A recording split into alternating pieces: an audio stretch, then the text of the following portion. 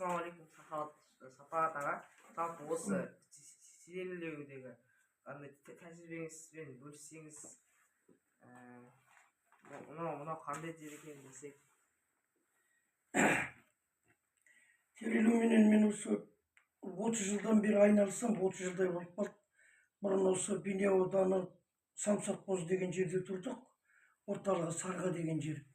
Сол кезде енді біздер бар кезде жас күнімізде Сақбоз ғой енді. Сақбозда істедік, сосын Сақбоз тарағаннан кейін баяғы Совет үкіметі тарап кетті. Сосын жаңағыдай Тұрымтай тұсына балапан басына кетті дегендей, әркім өз күнкөрісіменен болып кетті ғой. Сосын мен осы қалай болар екен деп терилеуді таңдап едім ғой.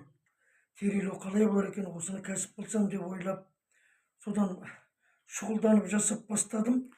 Енді ол бірінші бастаған кезде қай затта бірден оңына оралып кете қоймайды ғой. Қиыншылықтар болды, тосыннан келгесін жасағасын. Бірінші сол қой терілерден бастаған кезде келістіре алмай, жаңа шіріп кетіп, дұрыс өңделмей, сондай жағдайларда болды. Енді бір 3-4 жыл анық қиналдым енді. Содан бір неден естіп әйтеуір әркімдерден Құлсарда бір терилейтін жігіт бар екен деп, сол жігітке жолығып, аты Ізімғали деген жігіт. Сол жігітпенен сөйлесіп, сен маған үйретесің ба? Мен сол теріні келістіре алмай жүрмін, сендерде цехтарыңыз бар екен, жасап жатыр екенсіздер деп. Сол жігітпенен келісіп, солардың цехында 5-6 ай қызмет қылып жұмыс істедім қолдарында, үйрену үшін. Енді олардың цехтары болды, барлық станоктары болды, жұмысшы балдары бар екен. Солармен бірге істеп, 5-6 ай тәжірибе жинақтап, сосын сол Сарға деген жерде бірінші өзіме бір үйдің қасынан кішігірім цех ашып алдым. Сол жерде жаңа кустарный дейді ғой, ручной қолменен жасап, бұл кезде станоктар жоқ. Жаңағы бірінші шилдеу ғой, енді теріні жуасың, одан кейін шилдейсің. Сол жаңағы шилдейтін станок жоқ, шалқорақпенен жасадым. Сонан андай тақтайдан жаңа несін жасап, жаңағы тері тұратын станок дейді ғой, сондайын жасап, соныменен қырып, сол алғашқы сөйтіп бастадым. Одан кейін енді сол жаңағы жайлап өнімдерімізді өткізіп, жаңағы жолдасым бар қасымда, Қабырғам. Ол кісіні де қасыма алып, ол кісі де әуелден өзі тігін тігетін адам еді, жалпы тігіннен хабары бар. Сосын жаңа жолдасыма да айтып, осы екеуміз осы тері тігуді жолға қойсақ қайтеді деп екеуміз ақылдасып. Содан сол алғашқы сол үйдің қасынан цех салып, жаңа Құлсардан үйреніп келген тәжірибемді сол жерде жасап, ары қарай тәжірибемізді жетілдіріп, жаңа жолдасымыз екеуміз сол жаңағы теріден тон тіктік, өзім боядым қара түске, қоңыр түстерге. Сол бояуды енді табуда қиын болды, сол әр жерден іздеп, көбіне сол Ресей жақтардан алғызып, сөйтіп жасап жүрдік.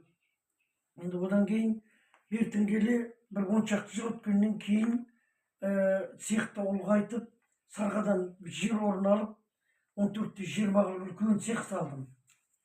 Сосын ол жерге бүткіл станоктарымды әкеліп, өзен деген, мына жаңа өзен дейді ғой, şu жерде естіп бір станоктар тұр екен бұрынғы қалған цехта деп. Бұрын бір кісілер жасайын деп талаптанып, келістіре алмай, сол өзенде сол жаңа станок цех тұрып қалған екен. Соның жаңа иесі қайтыс болған екен, сол балдары бар екен. Сол балдарыменен жолығып, ал сендер сатасыңдар ма деп, олар да сатамыз деді. Енді жасайтын адам жоқ бұны деп.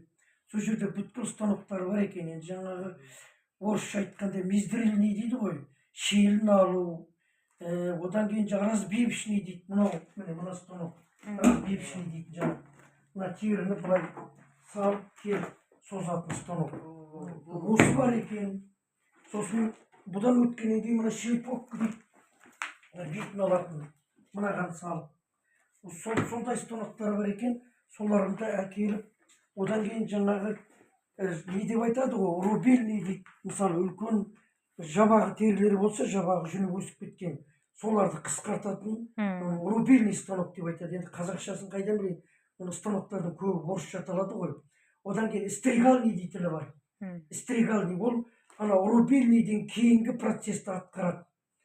Ана рубильный жеңілдетіп береді ғой, жабағы мысалы ұзын жүндерді қысқартып ал стригальныйға салған кезде жеріне тек тегіс қылып біркелкі қылып әдемі қылып береді. Сосын мына терілер міне тон тігетін терілер мына қой терілер осыларды жасадым мен. Мынау енді қазір әбден иленіп бояуға дайындалып қойылған тері. Осыдан кейін бояуға барады осы.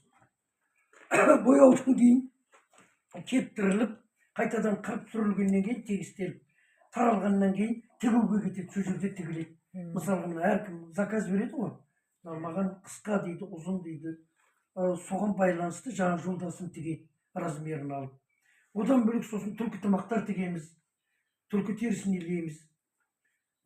Сосын жаңа қарсақ дейді ғой, қарсақ терілерін аламыз. Енді оны көбіне осы ауылдық жерден аламыз ғой, мысалы мына қақпан құратын балдар бар, тазысы бар балдар бар, аулап беретін бүркітші балдар бар, сондайлардан аламыз түлкі терісін, қарсақ терісін.